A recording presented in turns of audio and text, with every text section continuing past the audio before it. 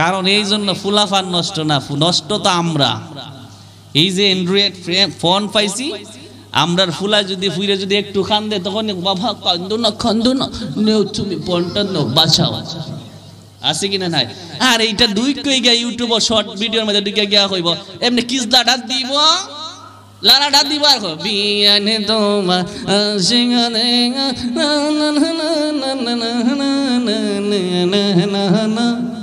কি বাপ উঠেরি না মশা আসে কি সুন্দর কয় বিয়ানে তোমার আসে গো দেইকা পাগল আমার মনটা রে বিয়া কেমন শুননি আপনারা? এখন আমি কইবার আগে কয় আর অতকান ধরে আমি কয়েকবার হইলাম মনেরই কেম বাঁচে তোমার ছবি বাসে তোমার প্রেমে যেন পড়েছি, এই কথা কইলাম। নবীর সম্মান গাইলে এরা পারে না, আর বিয়ানের গান গাইলে দেখা যায় আমার আগে আগে কয়, কথা কোন ঠিক কিনা? কারণ এই জন্য ফুলাফান নষ্ট না, নষ্ট তো আমরা। এই যে অ্যান্ড্রয়েড ফোন পাইছি, আমরার ফুলা যদি ফুইরে যদি একটু খান দে তখন বাবা খান্দো না নেও তুমি ফোনটা নেও বাঁচাও, আছে কিনা নাই? আর এইটা দুই কই গিয়া ইউটিউব শর্ট ভিডিওর মধ্যে ঢুকে গিয়া কইব এমনি কিসদাটা দিব লারাটা দিবার বিয়ানে তোমার সিংহানে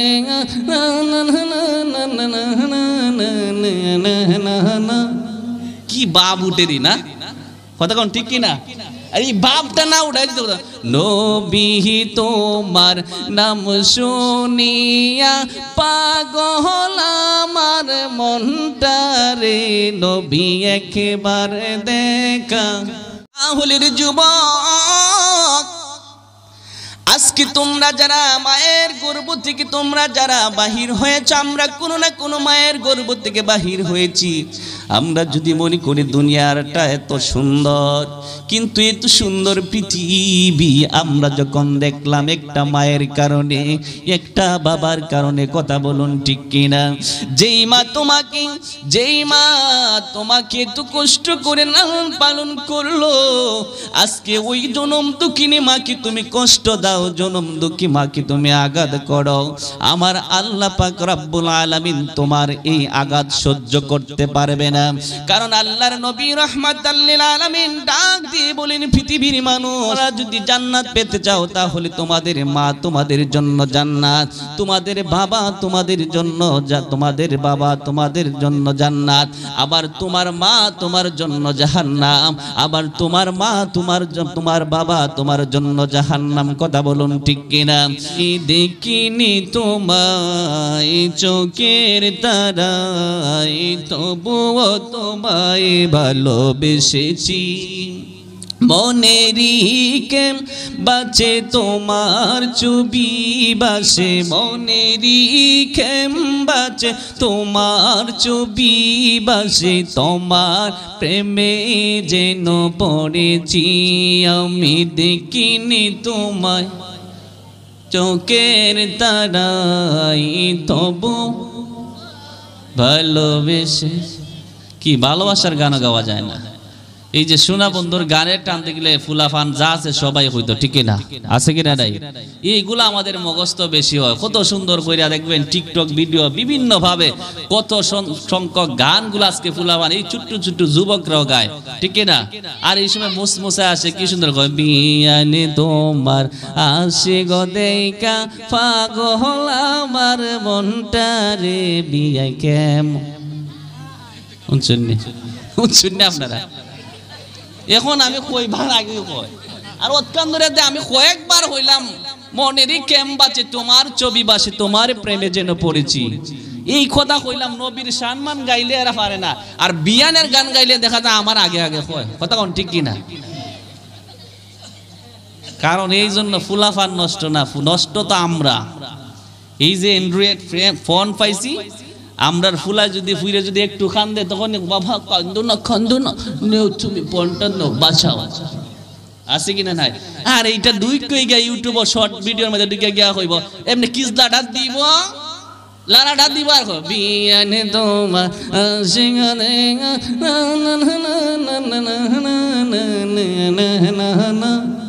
কি বাপ উঠেরি না, কথা কোন ঠিক কিনা?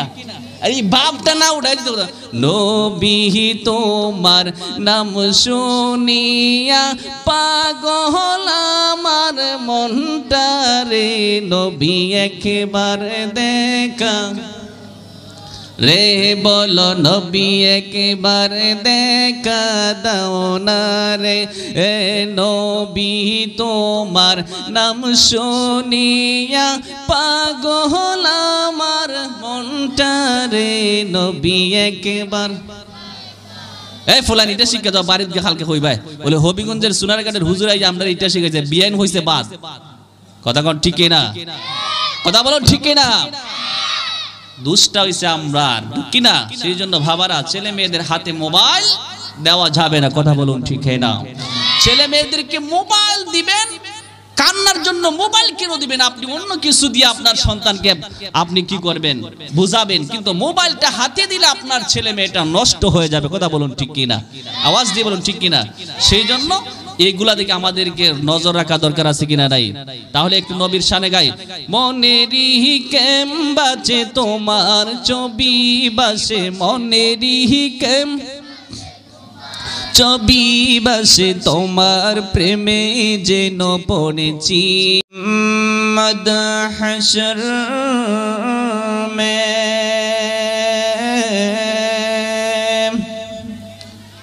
साथी बना लेना मुझे रोज महशर दस्ते अपनी छे पिला लेना मुझे, अल्लाहुम्मा सल्ले मरहबा मौलाना मुहम्मद वाला अली सय्यिदिना माओ। এই দুনিয়া পড়ে থাকবে, আমিও একদিন থাকব না, সবাই আমাকে ভুলে যাবে, নবী গো আমাদের ভুলবেন না। আল্লাহ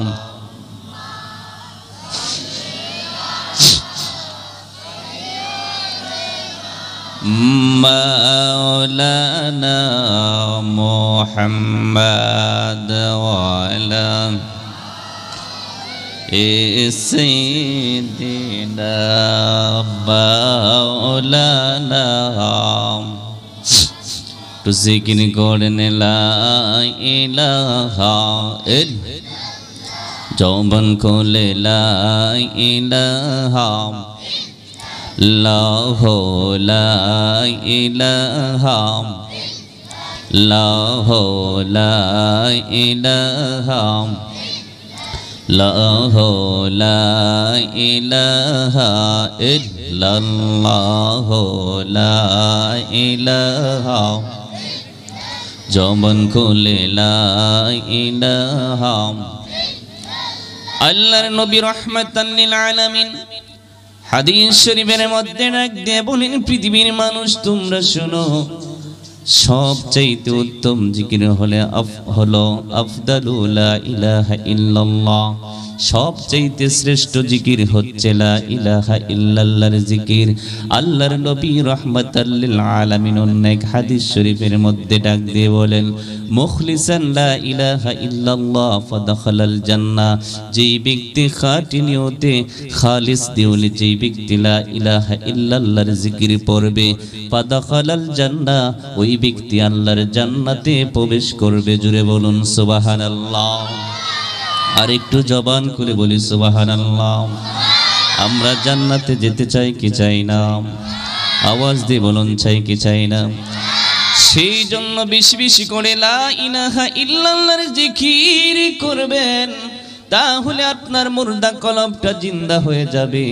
সমস্ত জিকিরের চাইতে উত্তম জিকির হলো লা ইলাহা ইল্লাল্লাহর জিকির।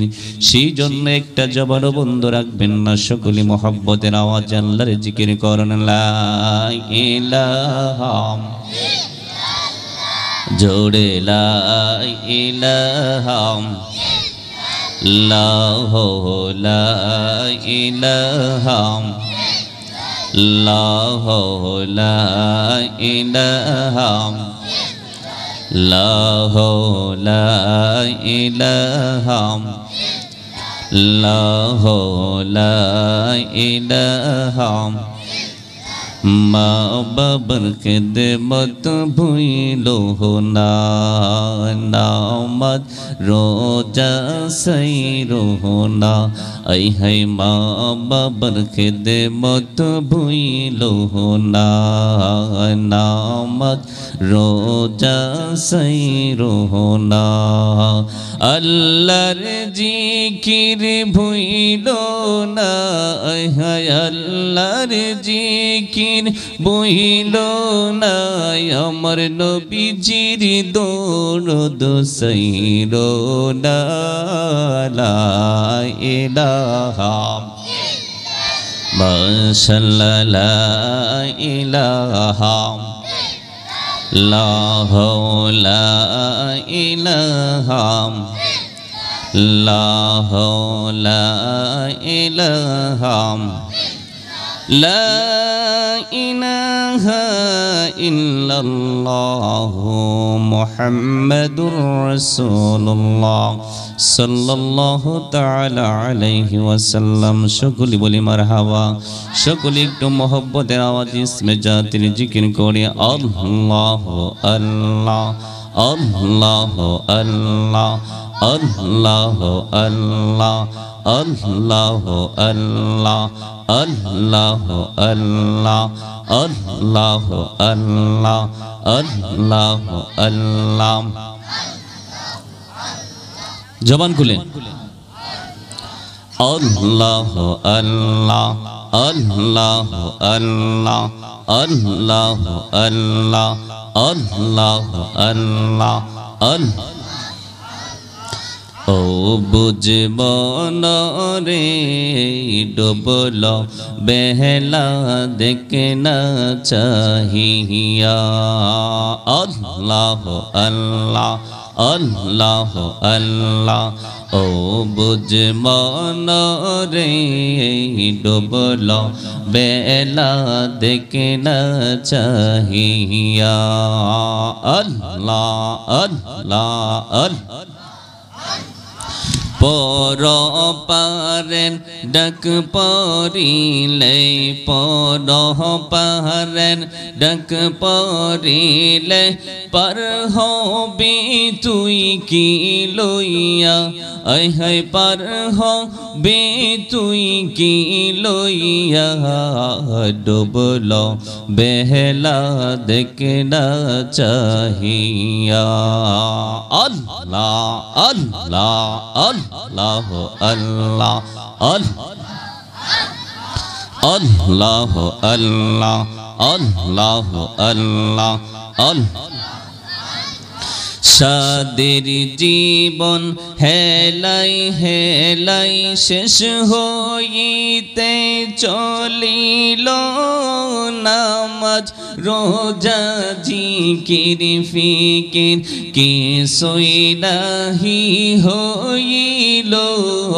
সাদের জীবন হেলাই হেলাই শেষ হইতে চলিল, নামাজ রোজা জিকির ফিকির কিছুই নাহি হইল। রং তামাশাই রং তামাশাই দিন কাটাইলা, আল্লাহর জিকির করলাই না। আয় হায় আল্লাহর জিকির করলাই না।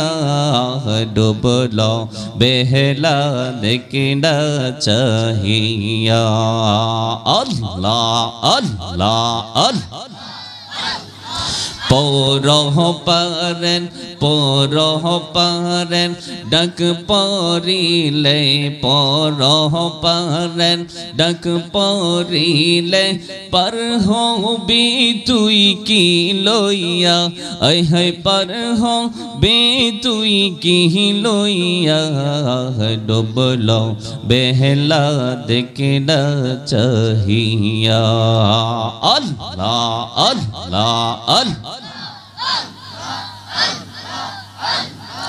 আল্লাহ আল্লাহ আল্লাহ নবীর কালমা নামাজ রোজা কিছুই নাহি হইল সামনে চল রে ও বুঝ মন রে আল্লাহ আল্লাহ বলিয়া নবীর কালমা নামাজ রোজা পথের সম্বল করিয়া সামনে চল রে ও বুঝ মন রে আল্লাহ আল্লাহ ভোলিয়া আল্লাহ বিনে নাই রে ও পাই নবী বিনে নাই রে ও পাই দেখ সোনি মন ভাবিয়া ডুবল বেহলা দেখ না চাহিয়া আল্লাহ আল্লাহ আল্লাহ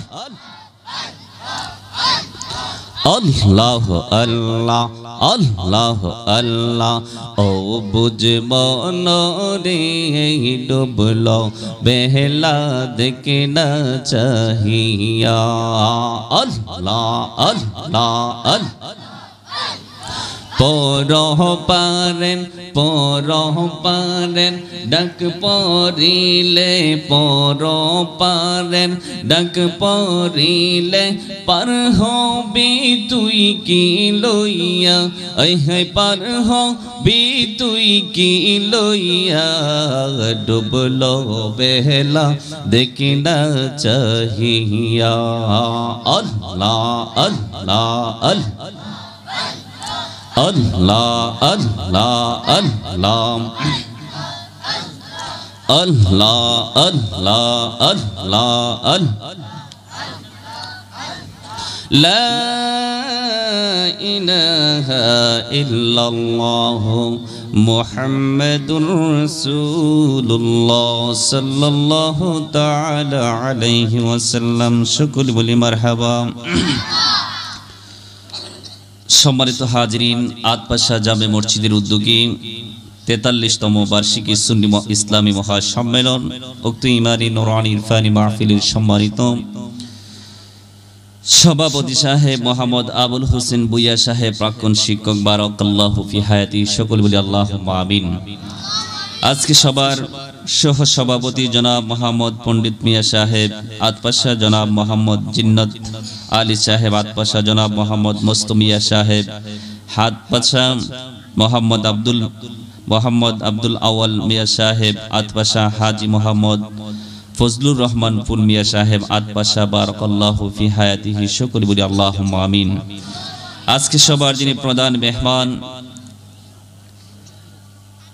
এডভোকেট মোহাম্মদ লুৎফুর রহমান বুইয়া সাহেব বুইয়া রুবেল সাহেব চেয়ারম্যান 3 নং ডাক ইউনিয়ন পরিষদ আজকে সবার যিনি প্রধান অতিথি মুফাসসির কোরআন বিশিষ্ট আলেম দ্বীন আলহাজ হযরত মাওলানা বুরহানউদ্দিন হাকিমি সাহেব বারাকাল্লাহু ফি হায়াতিহি বিবাড়িয়া সকলে বলি আল্লাহুম্মা আমিন আজকে সবার বিশেষ অতিথি বিশিষ্ট ইসলামী চিন্তাবিদ সুমিষ্টবাসী বক্তা হযরত মাওলানা তাওহীদুর রহমান ফারুকী সাহেব প্রতিষ্ঠাতা মুহতামিম দারুল উলুম মাদ্রাসা এলংঝুড়ি ইটনা কিশোরগঞ্জ বারাকাল্লাহু ফি হায়াতিহিম আজকে সবাই আমন্ত্রিত উলামায়ে কেরাম আমার পূর্বে যিনি আলোচনা করেছেন হযরত মাওলানা হেলাল উদ্দিন সাহেব হযরত মাওলানা আনোয়ার হোসেন সাহেব কারি মাওলানা ইমরান হোসেন সাহেব ইমাম রহম আলী সাহেব বারাকাল্লাহু ফি হায়াতিহি আজকের মাহফিল পরিচালনায় হযরত মাওলানা রুহুল আমিন রাজি সাহেব যিনি বারবার আমার সাথে যোগাযোগ করে আজকের মাহফিলে আসার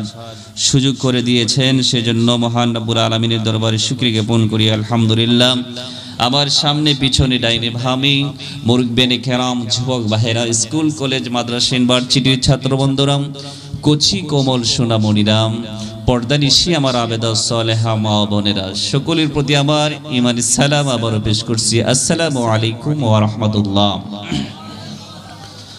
মহান আল্লাহ পাক সুবহানাহু ওয়া তাআলার দরবারে শুকরিয়া জ্ঞাপন করছি যে আল্লাহ পাক সুবহানাহু ওয়া তাআলা আপনাকে আমাকে আজকে পবিত্র শাবান মাসের সামনে, মাহে রমাদানুল মুবারক মাসকে সামনে রেখে এলাকার মধ্যে শত শত মানুষ থাকার সত্ত্বেও গোটা কয়েকটি মানুষকে বাছাই করি আপনাকে আমাকে শাস্তলে না বসিয়ে, দোকান ফাটে না বসিয়ে, বাড়ি ঘরে না বসিয়ে, টিভি সিনেমার পর্দায় না বসিয়ে, আছে কিনা নাই এইরকম যুবক? আছে কিনা নাই? না হুজুর বলে আপনাদের আমাদের এলাকাটা হাওর এলাকা, মুলুক সংখ্যা মনে এর চেয়ে বেশি না, আছে কিনা নাই? আসেনি? অবশ্যই আছে, অনেক মানুষ আছে, কিন্তু আমাদের গোটা কয়েকটি মানুষকে বাছাই করি এই জান্নাতের গড়ে, জান্নাতের বাগানে আসার বসার তৌফিকটুকু দান করেছেন। সেজন্য সকলেই একবার আওয়াজ দিয়ে মহান মালিকের দেওয়া জবান দিয়ে উচ্চকণ্ঠে মালিকের শুকরিয়া আদায় করি আলহামদুলিল্লাহ। একটু জবান খুলে বলি আলহামদুলিল্লাহ। আপনাদের আওয়াজে বোঝা যায় মনে আমরার মতন আপনারা প্রতিদিনই মনে প্রোগ্রাম করেন নাকি না? 4-5 ঘন্টা গাড়িতে আমাদের মতন বসে আসছেন। আপনাদের দোয়ার বরকতে আমরা প্রতি রাত্রে প্রোগ্রাম করার পর আবার 4-5 ঘন্টা গাড়িতে বসে, একটার সময় গাড়িতে উঠছিলাম, আপনার প্রায় 6টা 6:30টার দিকে আপনাদের ওইখানে আসছি। তাহলে বোঝা যায় সারাদিন জার্নি করার পর আগের গতদিনও প্রোগ্রাম ছিল, তারপরে পরীক্ষার হলে ডিউটি করে তারপরে আবার আপনাদের ওখানে আসছি।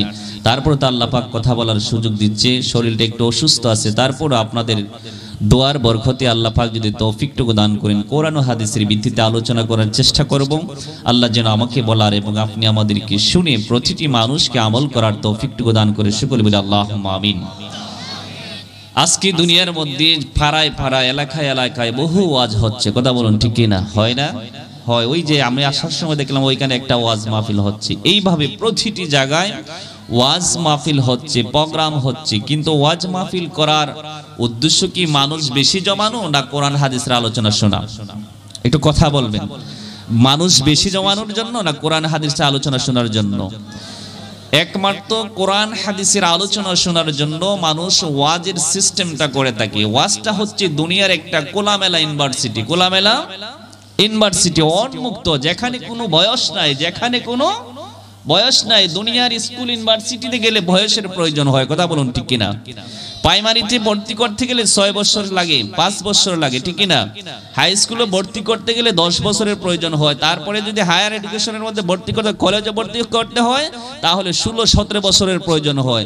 তারপরে এভাবে ধাপে ধাপে বয়সের প্রয়োজন হয়, কথা বলুন ঠিক কিনা?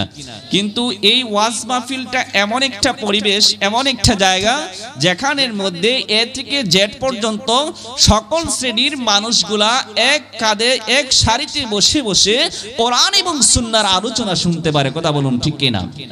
আওয়াজ দিয়ে বলুন ঠিক কিনা? সেই জন্য একটু ইকো দিয়ে দাও। সেই জন্য আমাদের কাজ হচ্ছে, আমরা যারা এখানের মধ্যে এসেছি কোরআন হাদিসের আলোচনা শুনবো। এই কোরআন হাদিসের আলোচনা শুনে আমাদের আমল করা দরকার আছে কিনা নেই? একজন মানুষ 50 বছর হয়ে গেছে, অনেক মুরব্বী বাবারা আছেন, তারা কি কোনো মাদ্রাসা ইউনিভার্সিটিতে যেতে পারবে? ভয় পাবে। হয়তো বা কোনো জায়গায় যদি তালিম হয় তাহলে নামাজ রোজা সম্পর্কে সাধারণ স্বাভাবিক জ্ঞান অর্জন করতে পারবে, ঠিক কিনা?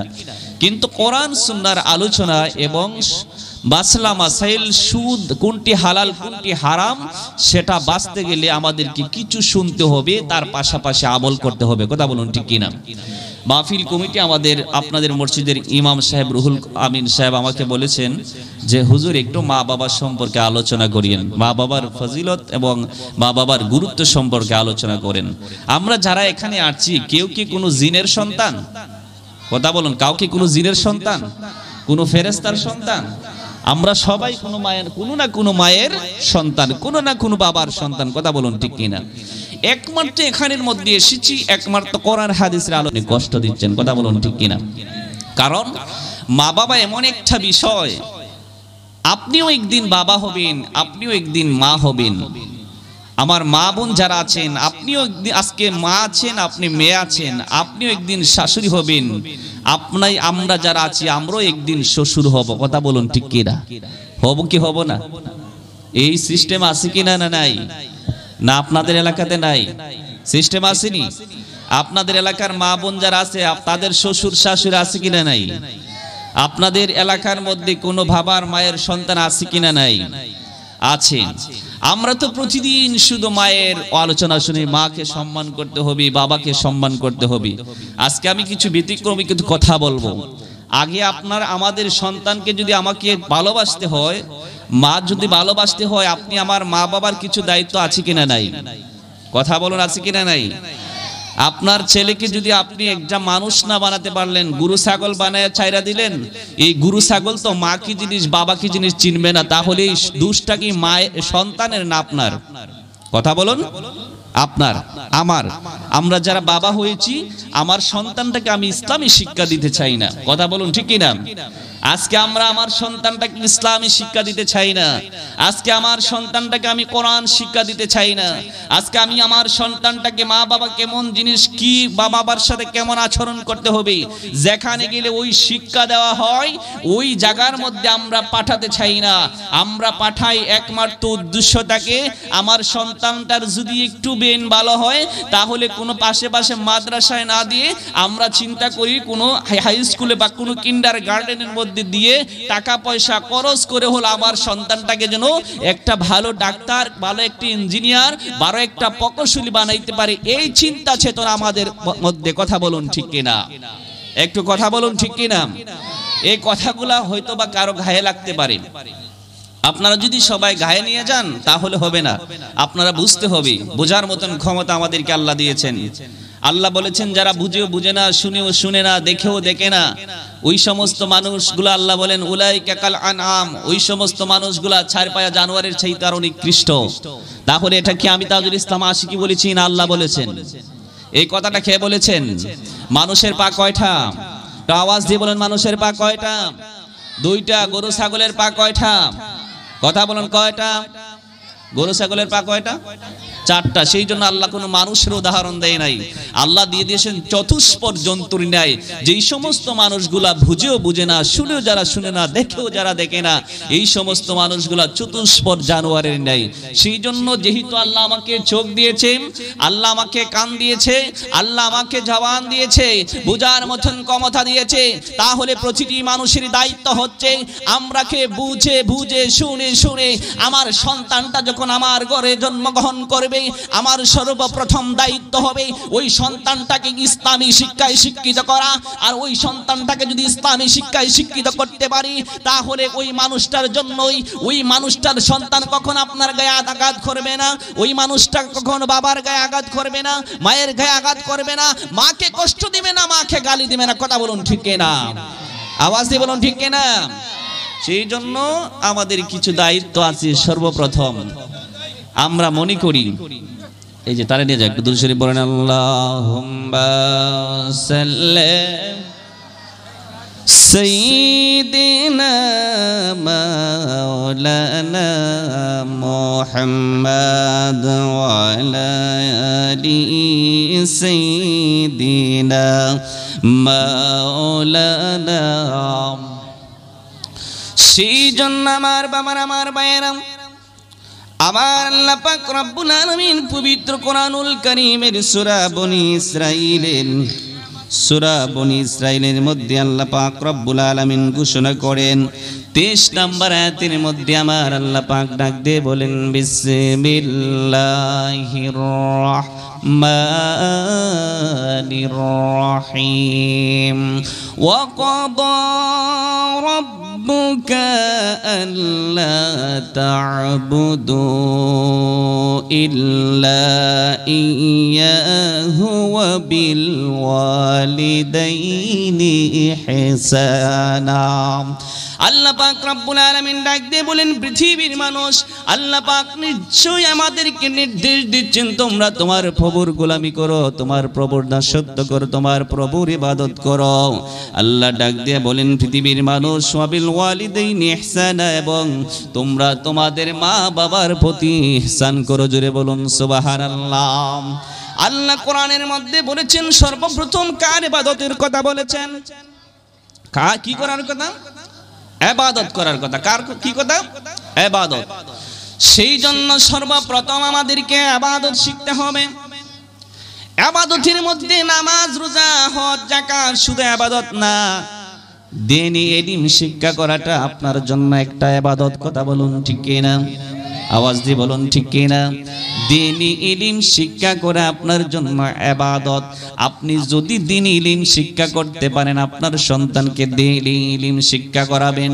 আমরা তো মনে করি মসজিদের ইমাম সাহেব রেখে ফেলছি 5,000 10,000 টাকা দিয়ে, সব দায়িত্ব শুধু ইমাম সাহেবের। মসজিদের মধ্যে সন্তান মসজিদের মক্তবে গেল কিনা, সন্তানকে মসজিদের মধ্যে পাঠানো হলো কিনা, সন্তান কোরআন শিক্ষা করতে পারছে কিনা, সন্তান কোরআন বুঝতেছে কিনা, নামাজ শিখে কিনা, ওইগুলা শিখতেছে কিনা, আমাদের দায়িত্ব আমরা কি সেটা আমরা বুঝি না।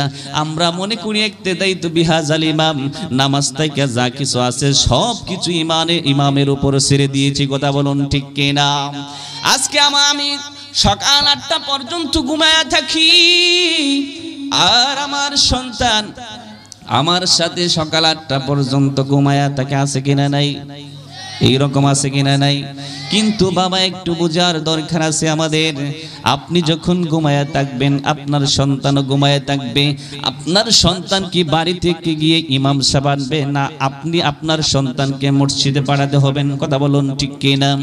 কোরআন শিক্ষা করাতে হবে প্রাথমিক অবস্থায়, মক্তবে পাঠিয়ে। নামাজ রোজা কিভাবে শিক্ষা করা যায়, আপনার একটা সন্তানকে কিভাবে দ্বীনি ইলম শিক্ষা দিবেন সেটা আপনার দায়িত্ব। আপনার দায়িত্ব মা হিসাবে, বাবা হিসাবে আপনার দায়িত্ব। কথা বলুন ঠিক কিনা? আজকে সমাজের মধ্যে যখন কোনো জেনারেল শিক্ষা অর্জন করার জন্য গণিত, ইংরেজি, আমার বাবার আমার মায়েরাম, ওইগুলা শিক্ষা করানোর জন্য আমাদের সাবজেক্ট ওয়ারি একজন করে টিচার আমরা রেখে, ম্যাথমেটিক্সের জন্য একজন, ইংরেজির জন্য একজন। কথা বলুন ঠিক কিনা? আছে কিনা নাই? কিন্তু কোরআন দিয়ে আমাদের উপর ফরজ, এই কথা আমরা ভুলে গেছি। আমার সন্তান কোরআন পড়তে পারে কিনা, মা হিসাবে, বাবা হিসাবে আমার দায়িত্ব ছিল, যদি মসজিদে গিয়েও আমার সন্তান কোরআন না পড়তে পারে, নামাজ না পড়তে পারে, তাহলে যেন তাকে একজন টিচার রেখে, কোরআন ইসলামিক শিক্ষক রেখে তাকে কোরআন শিক্ষা করানো হচ্ছে আমাদের দায়িত্ব। কথা বলুন ঠিক কিনা? আওয়াজ দিয়ে বলুন ঠিক কিনা? আমরা কয়জন মানুষ আছি আমরা একটা সন্তানকে কোরআন শিক্ষা করানোর জন্য মাদ্রাসার মধ্যে, মসজিদের মধ্যে নিয়ে গেছি? এরকম কয়জন মানুষ বুকে হাত দিয়ে বলতে পারবেন? তাহলে আপনার সন্তান তো ইসলাম কি জিনিস চিনেই না। আপনার সন্তান কি মা কেমন জিনিস, বাবা কেমন জিনিস সেটা চিনেই না। তাহলে তো আপনাকে আঘাত করবে, আপনাকে কষ্ট দিবে, এটা তো স্বাভাবিক ব্যাপার, ঠিক কিনা? তাহলে আমার ভাইয়েরা, সেই জন্য আমাদের আগে দরকার, আমরা মা যারা আছি, বাবা যারা আছি, আমরা আগে সোচ্চার হয়ে যাই। আমরা আমার সন্তানকে আমরা নামাজি বানাই, আমার সন্তানকে দ্বীনি ইলম শিক্ষা দেই, আমার সন্তানটাকে কোরআন শিক্ষা দেই, আমার সন্তানটাকে হাদিস শিক্ষা দেই। আপনার সন্তানকে ইঞ্জিনিয়ার বানান, আমার কোনো সমস্যা নাই। আপনার সন্তানকে ডাক্তার বানান, আমার কোনো সমস্যা নাই। আপনার সন্তানকে প্রকৌশলী বানান, আমার কোনো সমস্যা নাই। সবই আমাদের দরকার। ডাক্তার দরকার, ইঞ্জিনিয়ার দরকার, প্রকৌশলী দরকার, সব কিছু আমাদের দরকার। কিন্তু আমাদের দরকার সেটা আপনার সন্তানটা আপনি মরার পর নামাজ পড়তে পারে কিনা, আপনার জানাজার নামাজ পড়তে যাইয়া ঈদের নামাজ পড়ে আসে কিনা সেটা দেখার দরকার। আছে কিনা নাই? আর জবান খুলে বলুন আছে কিনা নাই? আমি আমার এক ক্লাসমেটকে একদিন বলেছিলাম, ভাই সে পড়ে, আমি মাদ্রাসায় অনার্সে পড়ি, আর সে পড়ে ন্যাশনাল ইউনিভার্সিটিতে পড়ে, বিবি নিয়ে পড়ে, অনার্স পড়তেছে 4th ইয়ার। আমি বললাম যে ভাই তুমি জানাজার নামাজের নেটটা কি পারো? তখন বলছেন নওয়াইতু আন উসাল্লি লিল্লাহি তাআলা মা সিত্তাতি তাকবিরাতি ওয়াজিবুল্লাহি তাআলা। কে নামাজ পড়তেছে? ঈদুল ফিতর মা সিত্তাতি তাকবিরাতি ওয়াজিবুল্লাহি তাআলা, জানাজার নামাজের নিয়ত পড়ে। অনার্স পড়াইলাম, ছেলের ইঞ্জিনিয়ার বানাইলাম, ডাক্তার বানাইলাম, লক্ষ লক্ষ টাকা খরচ করে। আর আমি যখন মারা যাব, মরার সময় আমার জানাজাটা পড়তে পারবে না, এই শিক্ষা তো কোরআন হাদিসের মধ্যে নাই। এটা কেমন শিক্ষা দিলেন আপনি? আমি নিজেকে নিজে প্রশ্ন করা দরকার। আছে কিনা নাই? কথা বলুন আছে কিনা নাই? সেই জন্য বাবার আমার ভাইয়েরা, এমন শিক্ষা দিলেন, আপনি মরার পর আপনার জানাজার নামাজটা পড়ে সে দিতে পারলো না। জানাজার নামাজে কি পড়তে হয়, কোন দোয়া পড়তে হয় সেটাই জানলো না, তাহলে কেমন শিক্ষা আপনি আমি দিচ্ছি? কথা বলুন ঠিক কিনা? সেই জন্য আমার বাবার, আমার ভাইয়েরা, এই দেখে আলোচনা করলে শুধু বাবার কি দায়িত্ব সন্তানের উপর অনেক সময়ের প্রয়োজন। যুবক ভাইয়ের, আজকে তোমরা যারা এখন মনে করতেছো হুজুর কি আজকে আমরার পক্ষে কথা কয়, ঠিক না? কিন্তু তোমরা ভুলে যাও না রে, মা যতই তোমাকে দিন ইলিম শিক্ষা যদিও না করাতে পারে, কোনো ইলিম ও শিক্ষা যদি না দেওয়াতে পারে, কিন্তু একটা মা জানে, একটা বাবা জানে একটা সন্তান জন্ম দেওয়া কত কষ্ট। কথা বলুন ঠিক কিনা? আবার একটি মেয়ে হয়েছে, আবার গত 4 দিন আগে আরেকটা মেয়ে হয়েছে। দেখিয়েছি একটা মা যখন একটা সন্তানকে গর্ভধারণ করে কত কষ্ট করতে হয়, দিনের পর দিন, রাতের পর রাত। রাত্র যখন গভীর হয়ে যায়, মা দুঃখিনী সন্তান যখন পেটের মধ্যে ধারণ করে, এমন ভাবে লাথি মেরে দিয়েছে, মা গভীর ঘুম থেকে জাগ্রত হইয়া বিছানার মধ্যে উঠে বসে গেছে। কথা বলুন ঠিক কিনা? আমি একদিন দেখলাম আমার বিবি রাত্র প্রায় 3টার সময় হঠাৎ করে চিৎকার দিয়ে ঘুম থেকে উঠে বসে গেল। আমি বললাম, তুমি কেন বসে গেলাম? ডাক দিয়া কই, স্বামী গো কেন বসে গেলাম?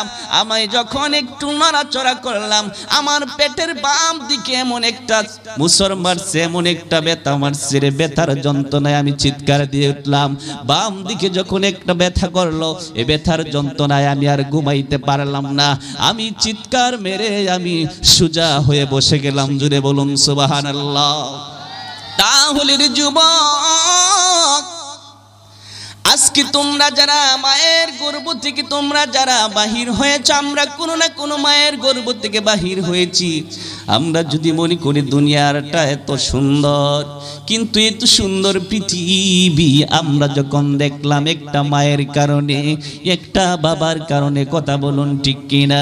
যেই মা তোমাকে এত কষ্ট করে লালন পালন করলো, আজকে ওই জনম দুঃখিনী মাকে তুমি কষ্ট দাও, জনম দুঃখী মাকে তুমি আঘাত করো, আমার আল্লাহ পাক রব্বুল আলামিন তোমার এই আঘাত সহ্য করতে পারবে না। কারণ আল্লাহর নবী রাহমাতাল লিল আলামিন ডাক দিয়ে বলেন, পৃথিবীর মানুষ, তোমরা যদি জান্নাত বানাইতে চাও, তোমাদের জন্য তোমরা যদি জান্নাত পেতে চাও, তাহলে তোমাদের মা তোমাদের জন্য জান্নাত, তোমাদের বাবা তোমাদের জন্য জান্নাত, আবার তোমার মা তোমার জন্য জাহান্নাম, আবার তোমার মা তোমার বাবা তোমার জন্য জাহান্নাম। কথা বলুন ঠিক কিনা? যদি মাকে যদি সঠিকভাবে মাকে যদি মহব্বত করতে পারো, ভালোবাসতে পারো, মা যদি তোমার প্রতি সন্তুষ্ট হয়ে যায়, আল্লাহর নবী রাহমাতাল লিল আলামিন ডাক দিয়ে বলেন, পৃথিবীর মানুষ তোমরা শুনো না। আমার নবী রাহমাতাল লিল আলামিন ডাক দিয়ে বলেন, আন আব্দুল্লাহ ইবনে ওমর রাদিয়াল্লাহু তাআলা আনহু قال قال رسول الله صلى الله عليه وسلم رضا ربي في الرضا الوالدين।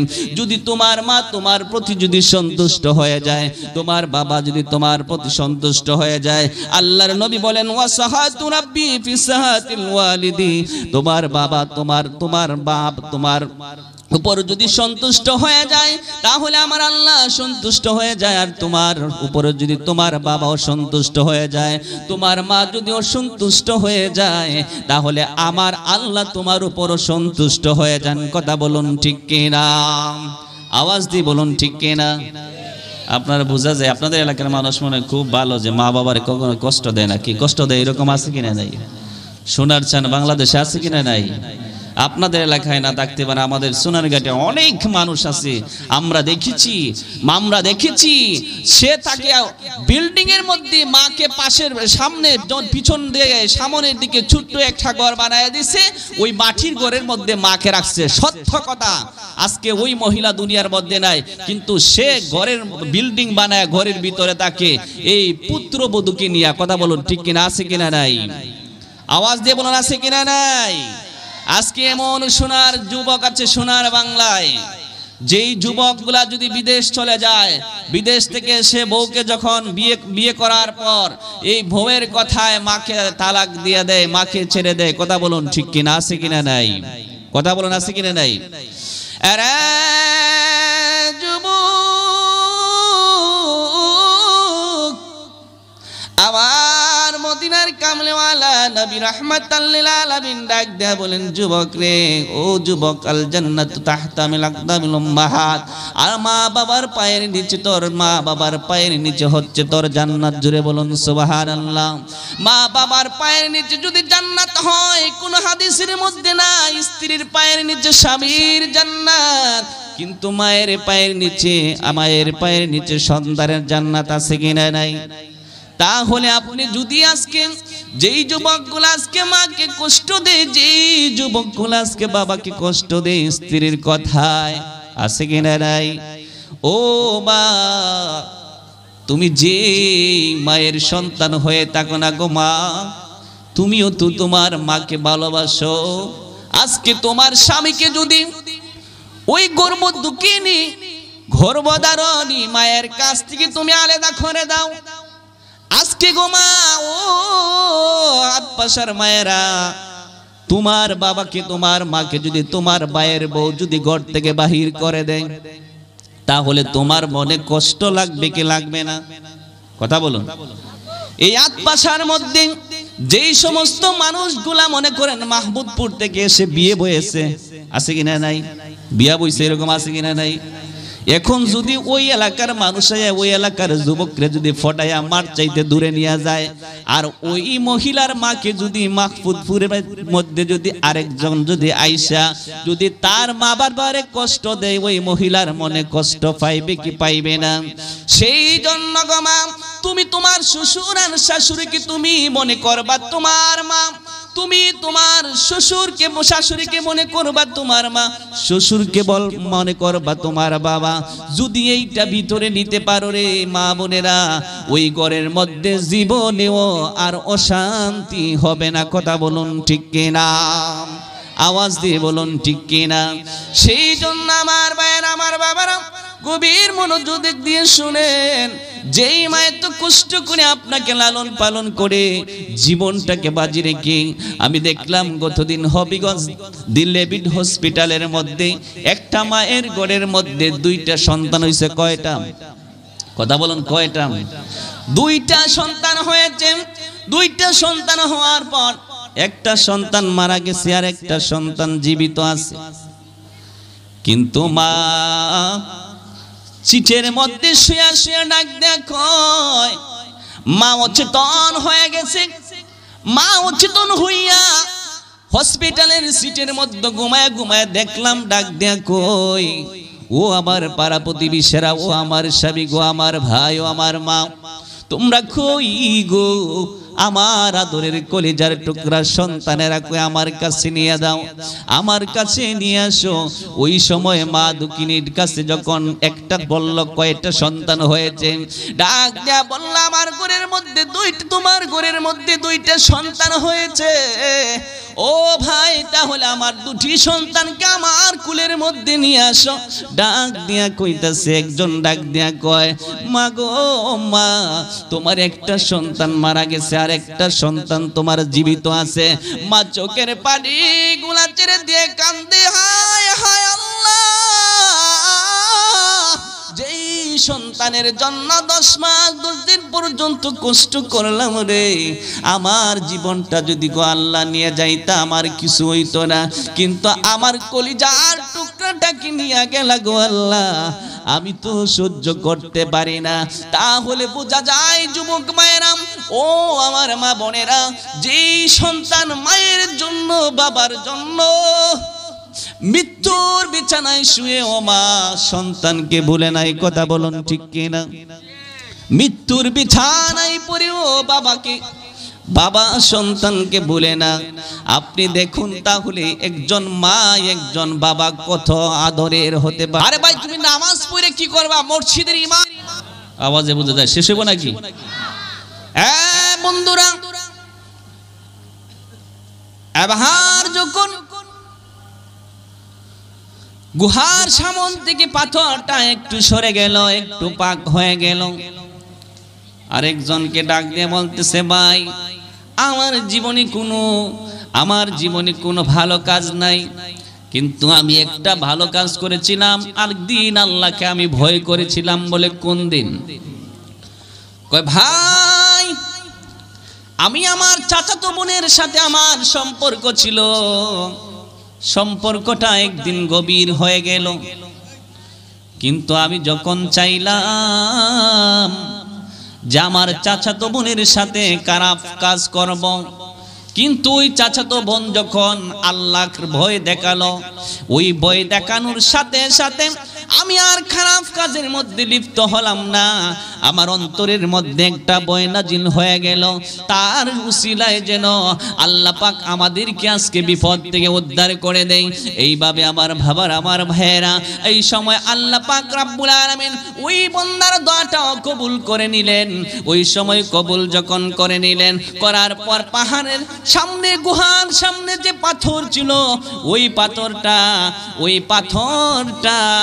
আর একটু সরে গেল। জুড়ে বলুন সুবহানাল্লাহ, আরো জবান করে বলুন সুবহানাল্লাহ।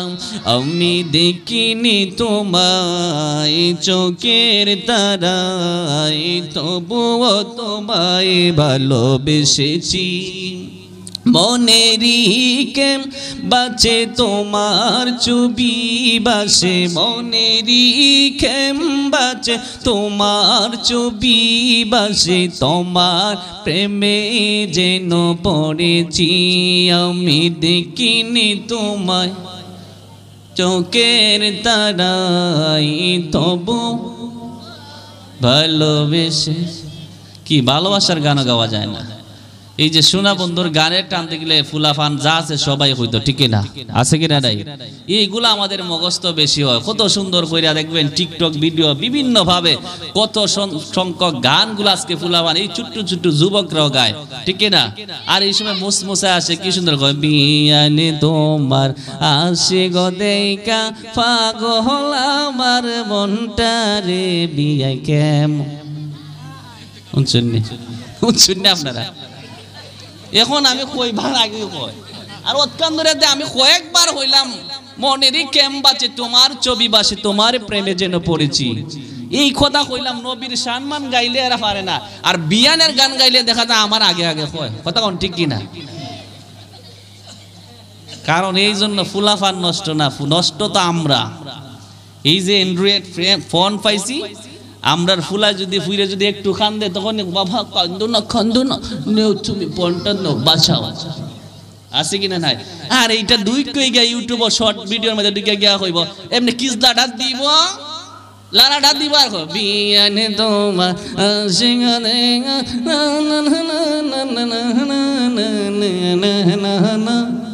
কি বাপ উঠেরি না? কথা কোন ঠিক কিনা? এই বাপটা না উঠাই দিত। নবী তোমার নাম শুনিয়া পাগল আমার মনটা রে, নবী একবার দেখা রে, বলো নবী একবার দেখা দাও না রে।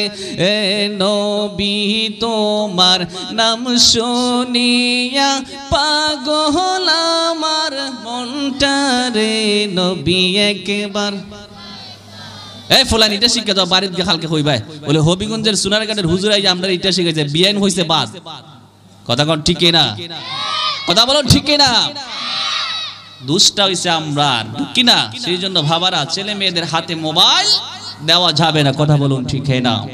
ছেলে মেয়েদেরকে মোবাইল দিবেন, কান্নার জন্য মোবাইল কেন দিবেন? আপনি অন্য কিছু দিয়ে আপনার সন্তানকে আপনি কি করবেন, বুঝাবেন, কিন্তু মোবাইলটা হাতে দিলে আপনার ছেলে মেয়েটা নষ্ট হয়ে যাবে। কথা বলুন ঠিক কিনা?